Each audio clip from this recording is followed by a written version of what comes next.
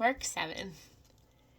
The Pharisees and some of the scribes gathered around him when they had come from Jerusalem, and had seen that some of his disciples were eating their bread with impure hands, that is, unwashed.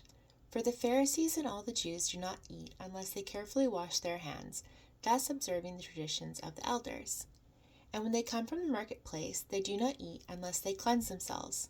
And there are many other things which they have received in order to observe, such as the washing of cups and pitchers and copper pots. The Pharisees and the scribes asked him, "Why do your disciples not walk according to the tradition of the elders, but eat their bread with impure hands?" And he said to them, "Rightly did Isaiah prophesy of you hypocrites, as it is written, 'This people honors me with their lips, but their heart is far away from me. But in vain do they worship me, teaching as doctrines the precepts of men. Neglecting the commandment of God, you hold to the tradition of men.'" He was also saying to them, "You are experts at setting aside the commandment of God in order to keep your tradition. For Moses said, 'Honor your father and your mother,' and he who speaks evil of father or mother is to be put to death. But you say, if a man says to his father or mother, 'Whatever I have that would help you is Corban,' that is to say, given to God, you no longer permit him to do anything for his father or his mother, thus invalidating the word of God by your tradition, which you have handed down, and you do many things such as that." After he called the crowd to him again, he began saying to them, "Listen to me, all of you, and understand.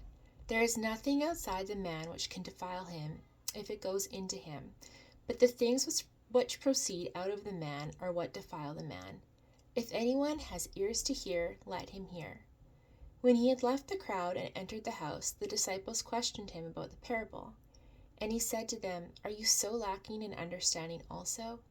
Do you not understand that whatever goes into the man from outside cannot defile him, because it does not go into his heart, but into his stomach, and is eliminated?"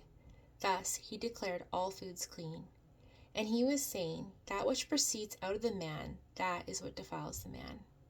For from within, out of the heart of men proceed the evil thoughts, fornications, thefts, murders, adulteries, deeds of coveting and wickedness, as well as deceit, sensuality, envy, slander, pride, and foolishness. All these evil things proceed from within and defile the man. Jesus got up and went away from there to the region of Tyre. And when he had entered a house, he wanted no one to know of it, yet he could not escape notice. But after hearing of him, a woman whose little daughter had an unclean spirit immediately came and fell at his feet. Now the woman was a Gentile of the Syrophoenician race, and she kept asking him to cast the demon out of her daughter. And he was saying to her, "Let the children be satisfied first, for it is not good to take the children's bread and throw it to the dogs." But she answered and said to him, "Yes, Lord, but even the dogs under the table feed on the children's crumbs." And he said to her, "Because of this answer, go, the demon has gone out of your daughter." And going back to her home, she found the child lying on the bed, the demon having left. Again, he went out from the region of Tyre and came through Sidon to the Sea of Galilee, within the region of Decapolis. They brought to him one who was deaf and spoke with difficulty, and they implored him to lay his hand on him. Jesus took him aside from the crowd by himself and put his fingers into his ear, and after spitting, he touched his tongue with the saliva. And looking up to heaven with a deep sigh, he said to him, "Ephphatha," that is, "be opened." And his ears were opened, and the impediment of his tongue was removed, and he began speaking plainly. And he gave them orders not to tell anyone, but the more he ordered them, the more widely they continued to proclaim it. They were utterly astonished, saying, "He has done all things well. He makes even the deaf to hear and the mute to speak."